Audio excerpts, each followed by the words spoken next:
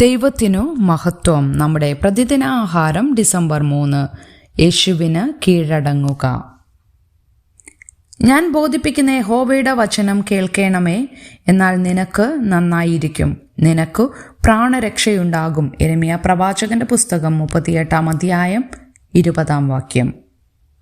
Joseph സ്റ്റാലിൻ്റെ ആരോഗ്യം സംരക്ഷിക്കുന്നതിനായി ജോലിഭാരം കുറയ്ക്കാൻ 1951 ഡോക്ടർ അദ്ദേഹത്തെ ഉപദേശിച്ചു. സോവിയറ്റ് യൂണിയന്റെ ഭരണാധികാരിയാകട്ടെ ഡോക്ടറെ ചാരവൃത്തി ആരോപിച്ച് അറസ്റ്റ് ചെയ്തു. നുണകൾ കൊണ്ട് പലരെയും അടിച്ചമർത്തുന്ന സ്വേച്ഛാധിപതിക്ക് സത്യത്തിൽ നിൽക്കാൻ കഴിഞ്ഞില്ല. അയാൾ പലതവണ ചെയ്തതുപോലെ സത്യം പറഞ്ഞ വ്യക്തിയെ നീക്കം ചെയ്തു. എങ്കിലും സത്യം ജയിച്ചു. 1953 സ്റ്റാലിൻ മരിച്ചു. യെരുശലേമിന് എന്ത് സംഭവിക്കുമെന്ന് യഹൂദയിലെ രാജാവിനോട് പ്രവചിച്ച യിരെമ്യാ പ്രവാചകനെ അവന്റെ പ്രവചനങ്ങളുടെ പേരിൽ അറസ്റ്റ് ചെയ്യുകയും ചങ്ങലയിട്ട് കാരാഗൃഹത്തിൽ അടയ്ക്കുകയും ചെയ്തു. ഞാൻ ബോധിപ്പിക്കുന്ന യഹോവയുടെ വചനം കേൾക്കണമേ, അവൻ സിദക്കിയാ രാജാവിനോട് അപേക്ഷിച്ചു.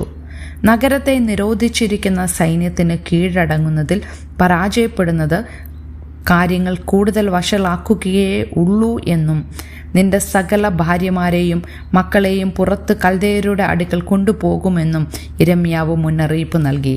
നീയും അവരുടെ കയ്യിൽ നിന്ന് ഒഴിഞ്ഞു പോകാതെ ബാബേൽ രാജാവിൻ്റെ കയ്യിൽ അകപ്പെടും. ആ സത്യത്തിൽ പ്രവർത്തിക്കുന്നതിൽ സിദക്കിയാവ് പരാജയപ്പെട്ടു. ഒടുവിൽ ബാബിലോണിയർ രാജാവിനെ പിടികൂടി അവൻ്റെ എല്ലാ പുത്രന്മാരെയും കൊന്നു നഗരം അഗ്നിക്കിരയാക്കി. ഒരർത്ഥത്തിൽ ഓരോ മനുഷ്യനും സിദക്കിയാവിൻ്റെ പ്രതിസന്ധിയെ അഭിമുഖീകരിക്കുന്നു. പാപത്തിൻ്റെയും മോശം തിരഞ്ഞെടുപ്പുകളുടേതുമായ സ്വന്തം ജീവിതത്തിൻ്റെ മതിലുകൾക്കുള്ളിൽ നാം കുടുങ്ങിക്കിടക്കുകയാണ്. പലപ്പോഴും നമ്മളെക്കുറിച്ച് സത്യം പറയുന്നവരെ ഒഴിവാക്കി കാര്യങ്ങൾ കൂടുതൽ വഷളാക്കുന്നു. ഞാൻ തന്നെ വഴിയും സത്യവും ജീവനുമാകുന്നു, ഞാൻ മുഖാന്തരമല്ലാതെ ആരും പിതാവിൻ്റെ അടുക്കൽ എത്തുന്നില്ല എന്ന് പറഞ്ഞവൻ്റെ ഇഷ്ടത്തിന് കീഴടങ്ങുക മാത്രമാണ് നാം ചെയ്യേണ്ടത്. ചിന്തിക്കുക, നിങ്ങളുടെ ജീവിത തിരഞ്ഞെടുപ്പുകൾ യേശുവിൻ്റെ അവകാശവാദങ്ങളുമായി എത്രത്തോളം പൊരുത്തപ്പെടേണ്ടതുണ്ട്? ദൈവത്തിന് കീഴടങ്ങുന്നതിൽ നിന്ന് നിങ്ങളെ തടയുന്നത് എന്താണ്?